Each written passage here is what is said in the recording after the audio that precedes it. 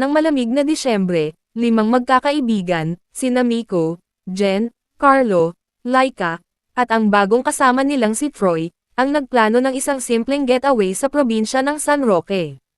Kilala ang baryo sa kanilang masasarap na handa tuwing Noche Buena at mga tradisyon na hindi makikita sa lungsod.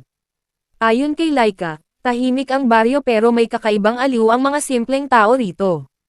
Habang binabaybay nila ang madilim na daan, sinindihan ni Troy ang isang sigarilyo at bamulong ng reklamo.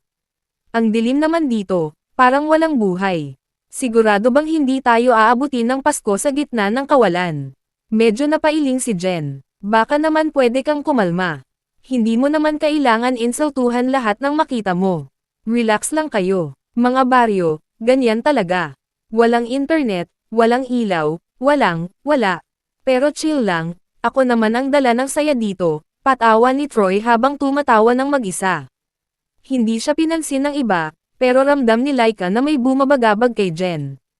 Pagdating nila sa baryo, sinalubong sila ng caretaker ng bahay na si Aling Nida, isang matandang may mga mata na tila sinusukat ang kanilang bawat galaw.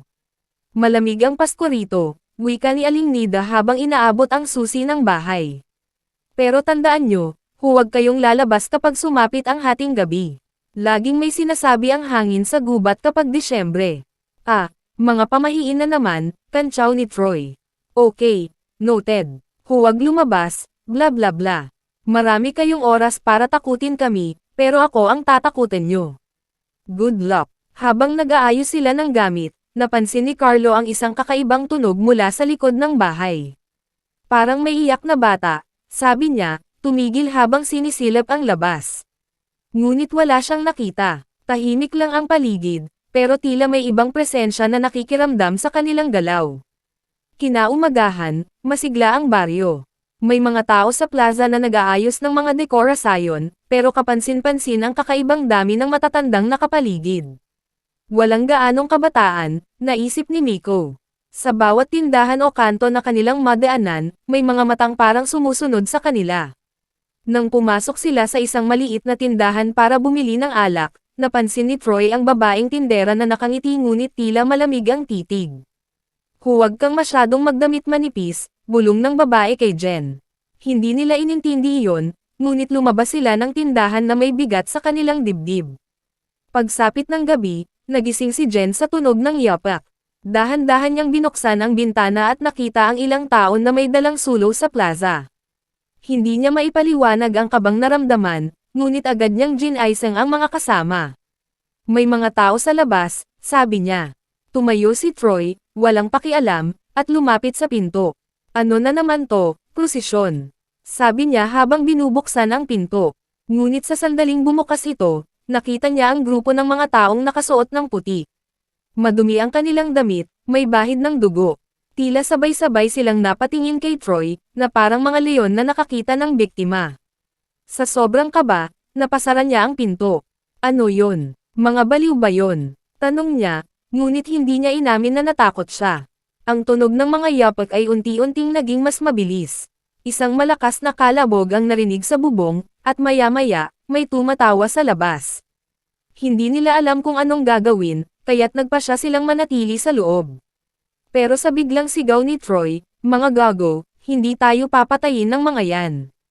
Manood kayo. Tumayo siya, hinablot ang bote ng alak, at tumakbo palabas. Sa labas, nakita nila si Troy na tumatawa, inaatake ang isa sa mga nilalang na may sulo.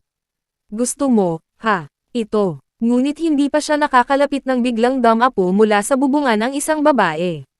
Mahaba ang kuko nito, at sa isang iglap, sinakmal nito ang leeg ni Troy. Ano ba to? Sigaw niya, pero walang nagawa ang apat nang makita nilang hinayla si Troy ng babae. Tumalsik ang dugo nito sa lupa habang ang iba pang nilalang ay lumapit, nag-uunahan sa kanyang katawan. Sa harap ni, ano ba to? Sigaw niya, pero walang nagawa ang apat nang makita nilang hinayla si Troy ng babae. Tumalsik ang dugo nito sa lupa habang ang iba pang nilalang ay lumapit, nag-uunahan sa kanyang katawan. Sa harap nila, pinilas ang katawan ni Troy gamit ang mga kuko ng mga aswang. Isa-isang kinain ang mga laman loob nito habang nilala pa ang mukha at katawan. Ang kanyang mga buto ay binali at itinapon sa paligid. Ang nakakatakot ay ang tunog ng kanilang ninunguyang laman, basag ang mga buto, at ang tunog ng dugo ay tila musika sa kanilang pandinig. Tatakbo tayo. Ngayon na, sigaw ni Miko, hinatak ang tatlo palabas sa likod ng bahay. Tumakbo sila papunta sa kagubatan, ngunit kahit saan sila lumingon, naroon ang mga aswang. Tumatawa ang mga ito habang pinapanood silang tumakbo. Nahulog si Carlo sa hukay. Miko, tulungan mo ako. Sigaw niya, ngunit bago siya mahaylo pabalik, isang malaking aswang ang bumagsak mula sa puno. Hinawakan nito ang ulo ni Carlo at isang iglap, pinilas ito mula sa katawan. Tumalsik ang dugo sa mukha ni Miko at Jen habang nanonood sila sa takot. Ang katawan ni Carlo ay mabilis na nilamon, at ang natirang dugo ay sinipsip mula sa lupa. Habang tumatakbo, natagpuan nila ang isang lumang simbahan. Dito tayo. Magtago tayo dito. Sigaw ni Laika. Ngunit pagpasok nila, napansin ni Jen ang mga kakaibang rebulto sa altar. Lahat ng rebulto ay tila nakatingin sa kanila, at ang bawat isa ay may bakas ng dugo sa bibig. Tahimik si Laika. Sa wakas, nagsalita siya. Pasensya na, mga kaibigan. Pero ang tradisyon ay tradisyon. Nakangiti siya habang dahan-daang binuksan ang pinto ng simbahan. Sa labas, naghihintay ang mga aswang, hawak ang mga sulo. Laika, anong ginagawa mo? Sigaw ni Miko, ngunit huli na. Isa-isang hinayla ng mga aswang sina Jen at Miko mula sa loob. Si Jen ay sinakal ng isang aswang habang hinuhugot ang kanyang laman loob. Si Miko ay pinutulan ng binti upang hindi makatakbo, at isa-isang kinain ang kanyang mga daliri. Sa baryo ng San Roque, masaya ang lahat habang naghahanda para sa Noche Buena. Sa gitna ng plaza, naroon ang handa, karne na hinanda para sa buong baryo. Si Laika, nakaupo kasama ang mga matatanda, ngumiti. Maligayang Pasko sa ating lahat. Salamat sa bagong taon ng kasaganahan.